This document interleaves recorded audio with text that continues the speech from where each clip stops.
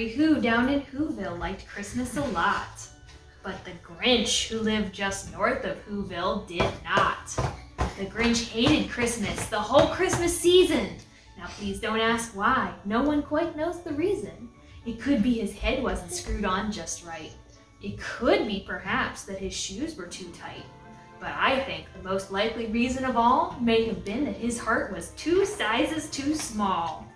But whatever the reason, his heart or his shoes, he stood there on Christmas Eve hating the Who's, staring down from his cave with a sour, grinchy frown at the warm lighted windows below in their town. For he knew every Who down in Whoville beneath was busy now hanging a mistletoe wreath. And they're hanging their stockings, he snarled with a sneer. Tomorrow is Christmas, it's practically here. Then he growled with his Grinch fingers nervously drumming. I must find some way to stop Christmas from coming. For tomorrow, he knew, all the Who girls and boys would wake bright and early. They'd rush for their toys. And then, oh the noise. Oh, the noise, noise, noise, noise. That's one thing he hated.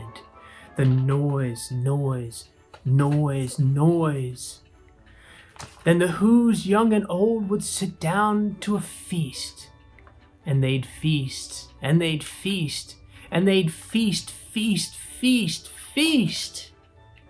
They would feast on Who pudding and rare Who roast beast, which was something the Grinch couldn't stand in the least. And then they do something he liked least of all. Every Who down in Whoville, the tall and the small, would stand close together with Christmas bells ringing. They'd stand hand in hand, and the Who's would start singing. They'd sing, and they'd sing, and they'd sing, sing, sing, sing. And the more the Grinch thought of this Who Christmas sing, the more the Grinch thought, I must stop this whole thing.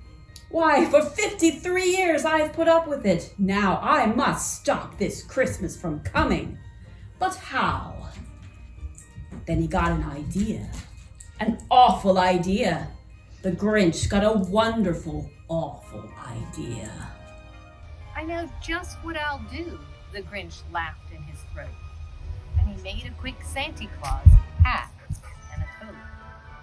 And he chuckled and clucked. What a great Grinchy trick. With this coat and this hat, I'll look just like St. Nick. All I need is a reindeer. The Grinch looked around.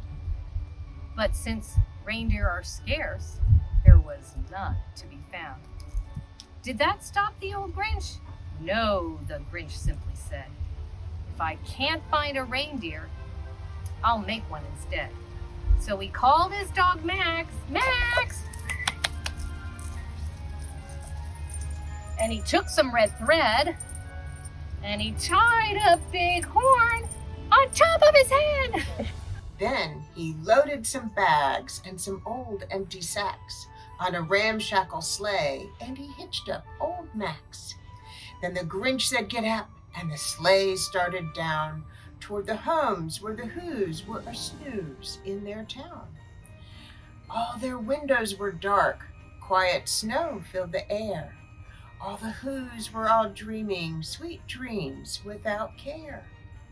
When he came to the first little house on the square, this is stop number 1, the old Grinchy Claus hissed. And he climbed to the roof, empty bags in his fist. Then he slid down the chimney, a rather tight pinch. But if Santa could do it, then so could the Grinch. He got stuck only once, for a moment or two, then he stuck his head out of the fireplace flue, where the little Who stockings all hung in a row. These stockings, he grinned, are the first things to go. Then he slithered and slunk, with a smile most unpleasant, around the Who room, and he took every present. Pop guns and bicycles, roller skates, drums, checkerboards, tricycles, popcorn, and plums, and he stuffed them in bags. Then the Grinch very nimbly stuffed all the bags one by one up the chimbley. Then he slunk to the icebox, he took the Who's feast, he took the Who pudding, he took the roast beast. He cleaned out that icebox as quick as a flash, Why, that Grinch even took their last can of Who hash. Then he stuffed all the food up the chimney with glee. And now, grinned the Grinch, I will stuff up the tree. And the Grinch grabbed the tree and he started to shove when he heard a small sound like the coo of a dove. He turned around fast and he saw a small who, little Cindy Lou who was not more than 2. The Grinch had been caught by this tiny who daughter who'd got out of bed for a cup of cold water. She stared at the Grinch and said, "Santa Claus, why? Why are you taking our Christmas tree? Why?" But you know that old Grinch was so smart and so slick. He thought up a lie, and he thought it up quick.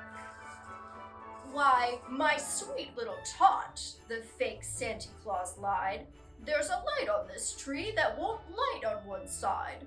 So I'm taking it home to my workshop, my dear. I'll fix it up there, then I'll bring it back here." And his fib fooled the child. Then he patted her head, and he got her a drink, and he sent her to bed. And when Cindy Lou Who went to bed with her cup, he went to the chimney, and he stuffed the tree up. Then the last thing he took was the log for their fire. Then he went up the chimney himself, the old liar. On their walls he left nothing but hooks and some wire. And the one speck of food that he left in the house was a crumb that was even too small for a mouse. Then he did the same thing to the other whose houses, leaving crumbs much too small for the other whose mouses. It was 1/4 dawn, all the Who's still abed, all the Who's still a snooze when he packed up his sled. Packed it up with their presents, the ribbons, the wrappings, the tags and the tinsel, the trimmings, the trappings. 3,000 feet up the side of Mount Crumpet, he rode with his load to the tip-top to dump it. Pooh-pooh to the Who's, he was Grinchiously humming. They're finding out now that no Christmas is coming. They're just waking up.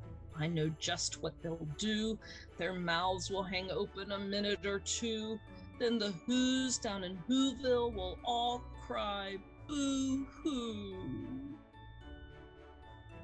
That's a noise, grinned the Grinch, that I simply must hear. So he paused, and the Grinch put his hand to his ear, and he did hear a sound rising over the snow.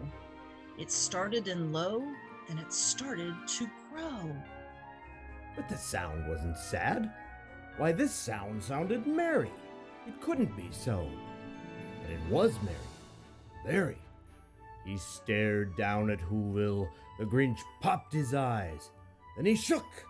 What he saw was a shocking surprise. Every Who down in Whoville, the tall and the small, was singing, without any presents at all. He hadn't stopped Christmas from coming. It came. Somehow or other, it came just the same. And the Grinch, with his Grinch feet ice cold in the snow, stood puzzling and puzzling. How could it be so? It came without ribbons. It came without tags. It came without packages, boxes, or bags. And he puzzled 3 hours till his puzzler was sore. Then the Grinch thought of something he hadn't before. Maybe Christmas, he thought, doesn't come from a store. Maybe Christmas, perhaps, means a little bit more. And what happened then? Well, in Whoville they say that the Grinch's small heart grew 3 sizes that day. And the minute his heart didn't feel quite so tight, he whizzed with his load through the bright morning light. And he brought back the toys and the food for the feast. And he himself, the Grinch carved the roast beast.